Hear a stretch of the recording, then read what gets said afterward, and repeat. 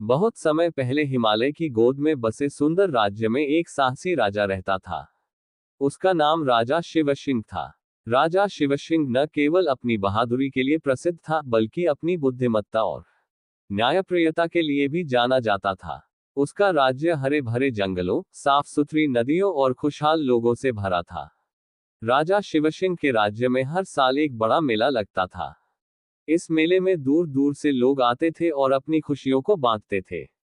राजा शिवसिंह खुद भी मेले का आनंद लेने आते और अपने लोगों के साथ समय बिताते। एक साल जब मेला पूरे जोश खरोश से चल रहा था, अचानक खबर आई कि राज्य के पश्चिमी हिस्से में एक भयानक राक्षस ने हमला कर दिया है। राक्षस ने गांवों में तबाही मचा दी थी। लोग डर के मारे अपने घरों से बाहर नहीं निकल पा रहे थे। राजा शिवसिंह ने तुरंत अपने वीर सैनिकों को बुलाया और राक्षस का सामना करने के लिए तैयार हो गए। उन्होंने अपने सैनिकों से कहा, हम अपने लोगों को इस राक्षस से बचाएंगे। कोई भी भयभीत नहीं होगा, क्योंकि हम सब मिलकर इसे हराएंगे। राजा शिवसिंह ने अपने सबसे भरोसेमंद साथी सेनापति अर्जुन को बुलाया और उससे कहा, अर्जुन, तुम मेरे साथ चलो। हमें इस राक्षस का सामना करना है और हमारे लोगों को सुरक्षित रखना है। अर्जुन ने सिर हिलाते हुए हामी भरी और दोनों राक्षस से लड़ने के लिए निकल पड़े। रास्ते में उन्होंने देखा कि गांव के लोग बहुत डर और चिंता में थे। राजा शिवसिंह ने उन्हें दिलासा दिया, डरो मत, मैं यहाँ हूँ। हम सब मिलकर इस समस्या का समाधान करेंगे। उनकी बातें सुनकर लोगों का हौसला बढ़ा और वे राजा शिवसिंह पर विश्वास करने लगे। जब राजा शिवसिंह और अर्जुन राक्षस के पास पहुंचे तो उन्होंने देखा कि वह बहुत बड़ा और डरावना था। लेकिन राजा शिवसिंह ने अपने भय को परे रखा और साहस के साथ राक्षस का सामना किया। उन्होंने राक्षस से कहा, तुम्हारे आतंक का समय अब खत्म हो गया है। मैं राजा शिवसिंह हूं और मैं तुम्हें चुनौती देता हूं। राक्षस ने गरजते हुए कहा, किसी ने भी मुझसे इस तरह बात करने की हिम्मत नहीं की। तुम्हारी हिम्मत की दाद देता हूं, लेकिन तुम्हें मेरी शक्ति का अंदाजा नहीं है। राजा शिवसिंह ने तलवार निकालते हुए कहा, शक्ति का असली मापदंड साहस और सत्य में होता है, और मेरे पास दोनों है। दोनों के बीच भयानक युद्ध शुरू हुआ। राजा शिवसिंह ने अपनी तलवार से राक्षस पर कई वार किए, लेकिन राक्षस भी बहुत ताकतवर था। अर्जुन ने भी अपनी पूरी शक्ति से लड़ाई में राजा शिवसिंह का साथ दिया। दोनों ने मिलकर राक्षस को थका दिया, लेकिन राक्षस ने हार मानने से इनकार कर दिया। अचानक राजा शिवसिंह को याद आया कि उनकी दादी ने एक बार उन्हें बताया था कि सच्चा साहस और धैर्य सबसे बड़ी ताकत होती है। राजा शिवसिंह ने सोचा कि शायद इस राक्षस को भी समझाया जा सकता है।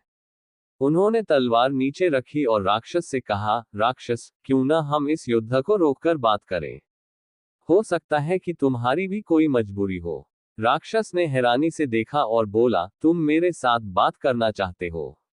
तुम में सचमुच साहस है। राजा शिवसिंह ने कहा, हाँ, हम सब इंसान हैं और अगर हम एक दूसरे की समस्याओं को समझें, तो शायद हम समाधान निकाल सकते हैं। राक्षस ने गहरी सांस ली और कहा, मैं यहाँ सिर्फ इसलिए आया हूँ क्योंकि मेरे परिवार को भोजन की कमी हो गई है। हमारे जंगल में खाने पीने की कोई व्यवस्था नहीं है। मुझे मजबूर होकर यहाँ आना पड़ा। राजा शिवसिंह ने ध्यान से सुना और फिर कहा, अगर यही समस्या है, तो हम इसे शांतिपूर्ण तरीके से सुलझा सकते हैं। मैं वादा करता हूं कि हम तुम्हारे जंगल में भोजन और पानी की व्यवस्था करेंगे। राक्षस की आंखों में आंसू आ गए। उसने कहा, अगर तुम सच में ऐसा कर सकते हो, तो मैं तुम्हारा एहसानमंद रहूंगा और कभी तुम्हारे राज्य को नुकसान नहीं पहुंचाऊंगा।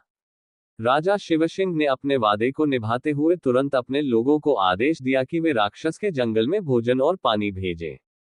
राक्षस अपने परिवार के साथ खुशी खुशी वापस चला गया। राजा शिवसिंह ने अपने राज्य में सभी को बताया कि सच्ची बहादुरी सिर्फ ताकत से नहीं, बल्कि धैर्य, समझ और सहानुभूति से भी होती है।